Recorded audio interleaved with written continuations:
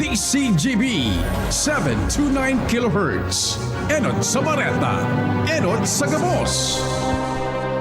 Ang DCGB aktibong miyembro kan KBP, kapisanan ng mga broadcasters ng Pilipinas, Philippine Standard Time hali sa Pag-asa, alas 5:01 nin hapon. Alas 5 ning hapon, oras na para aramon ng mga maiinit na bareta kanal daw na maruluwas sa agas sa mga periodiko, radyo asin telebisyon. Enot na madadangog ngunyan sa DZGB Bareta alas 5. Mga bareta ngunyan para sa aga. Enot na tinipon sa DZGB Newsbase. DZGB Bareta alas 5. Kaiba ang field reports kan Mega Force Patrol. Hali sa iba-ibang parte kanalbay asin kabikolan. Ngunyan, uya ang sa idong tagapagbareta. Diyos marhay na hapon sa pangaran kan News Base asin kan Mega Force Patrol. Ako po ang sa indong magiging tagapaghatod bareta, si Pio Fernandez.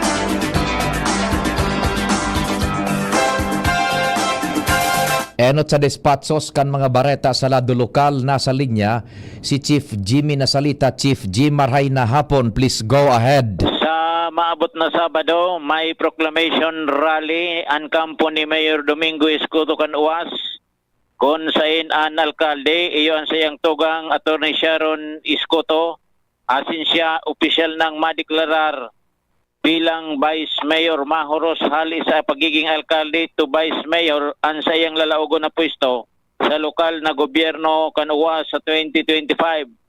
Sa aga sa Sabado ang tiripon kana sa indang mga suportadores sa lindong ni Congressman Joey Salceda. Idinagdag pa ni Mayor Escoto pati lineup kasabay na sa idideklarar kan Kampo Escoto sa maabot na Sabado. Ako po, matiglaran ako na madalagan ako Vice Mayor. Vice Mayor na officially na. Officially po. So, sulay na po pili ng parang dito direct, Ma-proclamation po kami ngayon na Sabado. Yun ang balita. So, siguro, abangan lang po. Hindi po sa phone. Unang oras? Aga po. Mayor Domingo Escoto Canuas Albay, Jimmy Nasalita, DCGB News. Thank you so much sa Chief Jimmy. Ngunyan sa detalyes kan mga bareta sa lado nasyonal, malabo ng ibusol ang anuman na impeachment laban kay Vice Presidente Sara Duterte Carpio. Ini ang opinyon ni Presidential Advisor on Poverty Alleviation, Secretary Abogado Larry Gadon sa pigasabing impeachment kan grupong Makabayan Bloc sa Kamara laban sa Vice Presidente. Sinabi ni Gadon, kakapuson sa panahon ang Kongreso sa pagtukar sa anuman na magiging reklamo, tanganing sipaon sa pwesto ang Vice Presidente.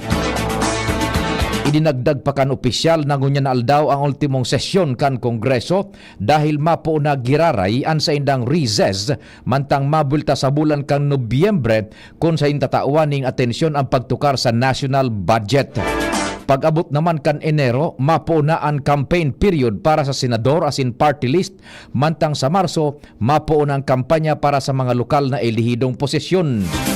Dahilan kay ni imposible na anuman na magiging reklamo laban kay VP Sara sagkod sa masunod na taon.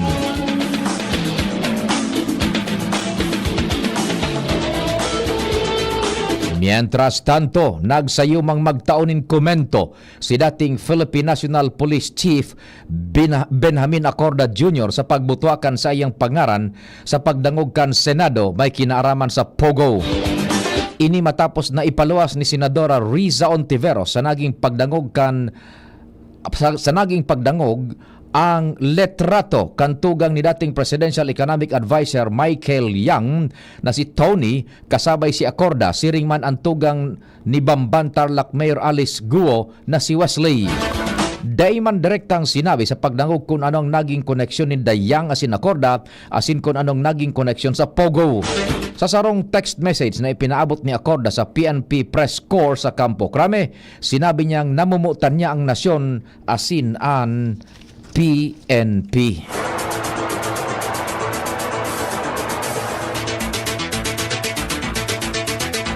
Nagpautob nin Rigodon sa haralangkaw na opisyal kan Philippine National Police.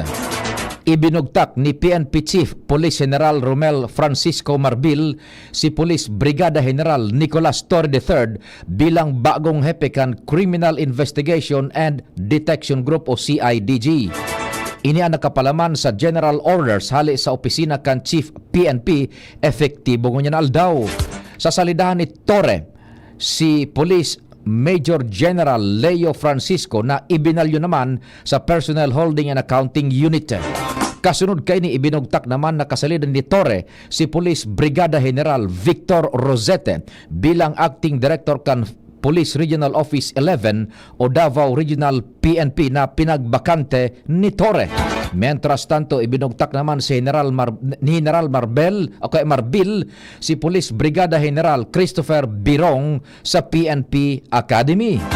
Napili naman si Police Brigada General Jason De Guzman bilang Acting Regional Director kan Police Regional Office 10 o Northern Mindanao, kasalidan ni Police Brigada General Ricardo Layog na nakatala naman na magretiro sa aga September 26 kaining taon.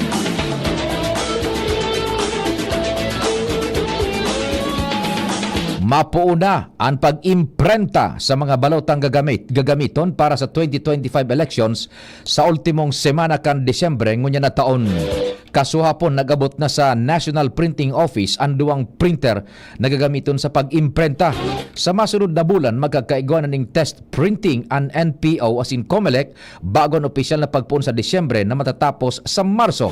Kumpiyansa si COMELEC Chairman George Erwin Garcia na nasusunod kan komisyon an sa indang timeline. Tinawaning doon man kaini na magiging prioridad nindaan kalidad kan mga naimprentang barota asin bakuan kaskas an hihilingon sa bilog na proseso.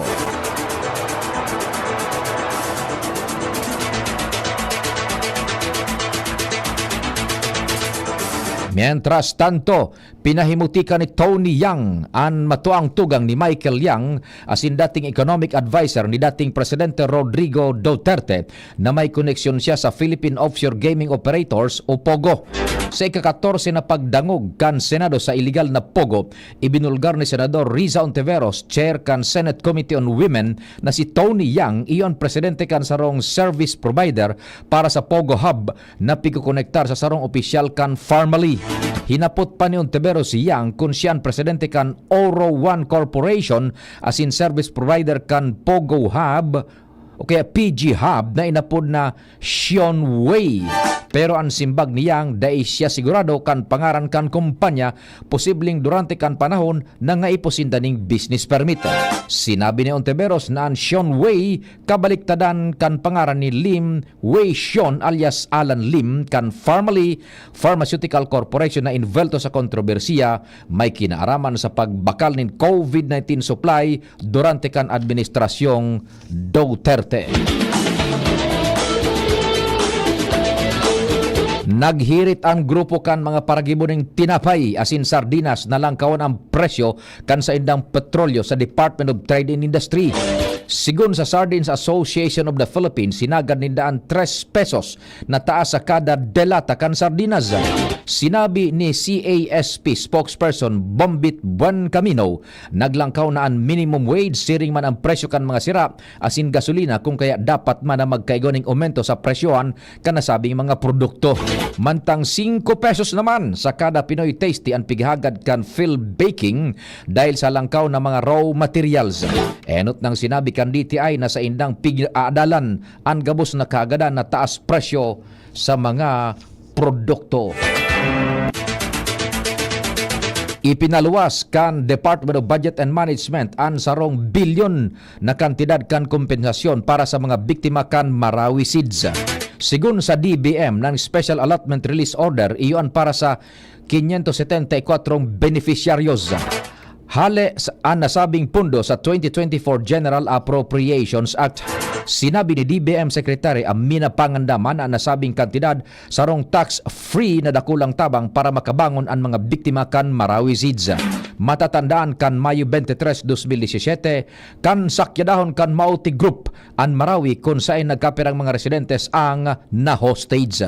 Natapos ang bakbakan kan Oktubre kanasabing taon na nagresulta sa mahiwasan na pagkararaot kan mga edifisyo asin mga residensyas. Ultimong bareta sa lado nasyonal, ibinulgar kan Eco Waste Coalition ang padagos sa paglaog sa lokal na saudan kan mga imported na pintura na may halangkaw na lead content.